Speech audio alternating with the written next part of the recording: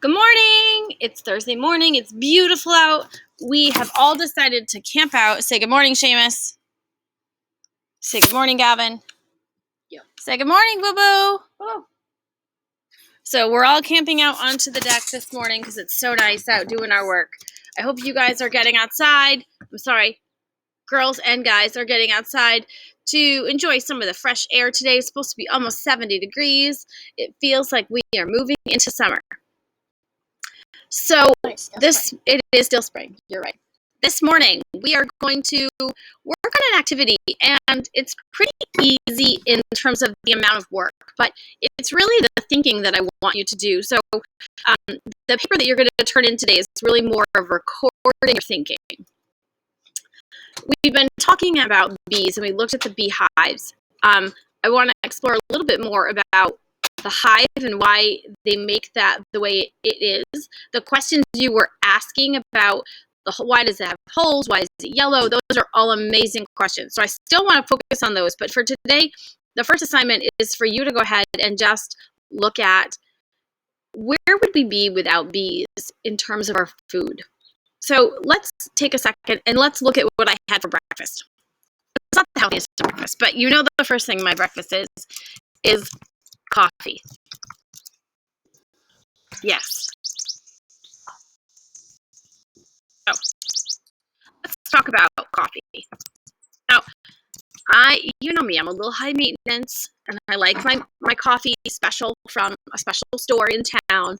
It's from a local place in Manchester. They make their coffee beans. So let's think about coffee beans. Coffee beans are grown, they're like from a tree, a plant. So they are actually going to grow on a tree, and then they pluck them or harvest them, and then they roast them, and that's how and then you grind them up, and that's how you make your coffee.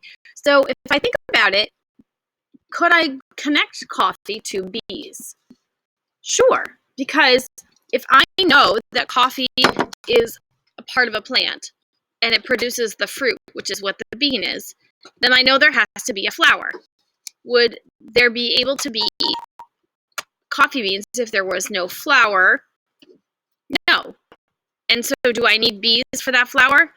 Of course. So if I'm thinking about my assignment today, like I said, it's really easy. It's just sort of starting to think about what it is you eat and how we can connect it back to bees. So coffee. So coffee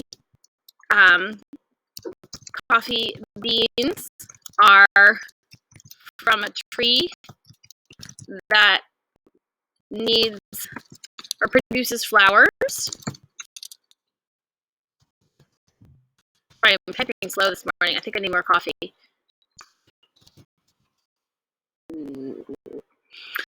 Gavin says no. I say yes. Always more coffee. No. Coffee beans are from the tree that produces flowers. If there were no bees, the coffee tree would not be able to make the beans. And Mr. Q would be upset. That's not a true statement. She missed a true statement. So that's it. Now, the other thing I ate this morning were banana chips. So let's go back to my banana chips. Banana chips are from a banana, right? They're just dehydrated. Banana chips are from a fruit tree, right? They're a fruit. So now you might need to look this up. You might not know the answer to these things and be able to do this right away. So if bananas are a fruit, so if the tree could not produce the flowers, if the pollen was not, if the bees didn't bring the pollen to the tree, they wouldn't be able to produce the fruit. So the banana tree needs bees to pollinate to make the flowers. Bees to I can't write today, guys.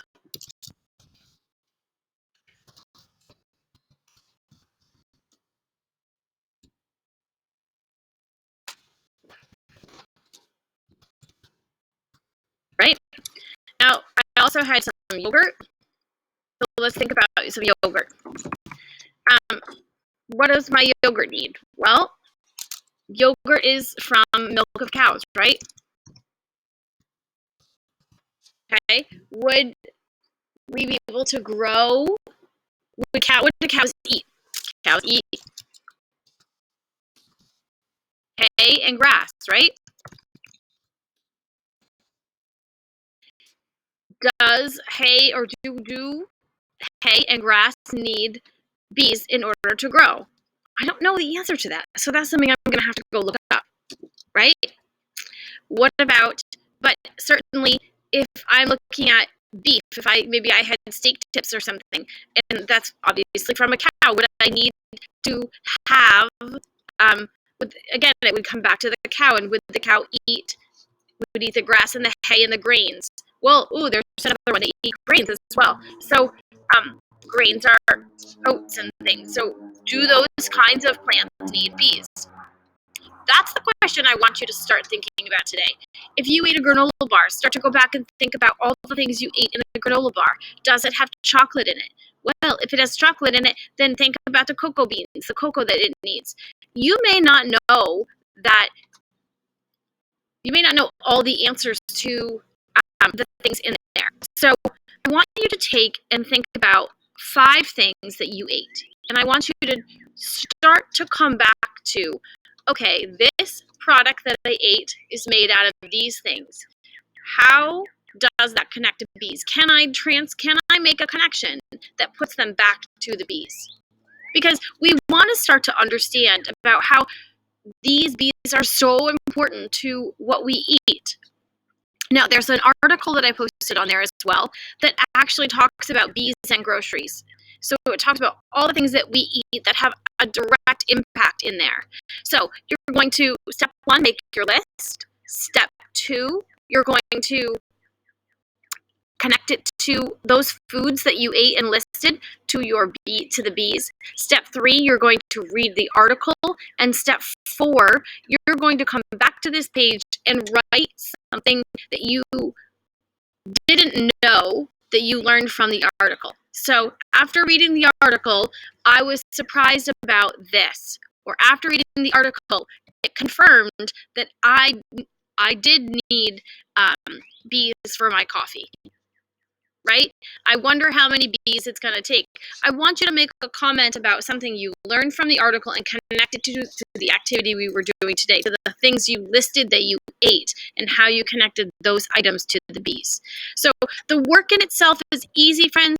It's the thinking behind it that's most important. Tomorrow, murder hornets. Okay. Have a great day. Reach me if you need me. Otherwise, I miss you guys, and have fun with this. And don't get stung by a bee.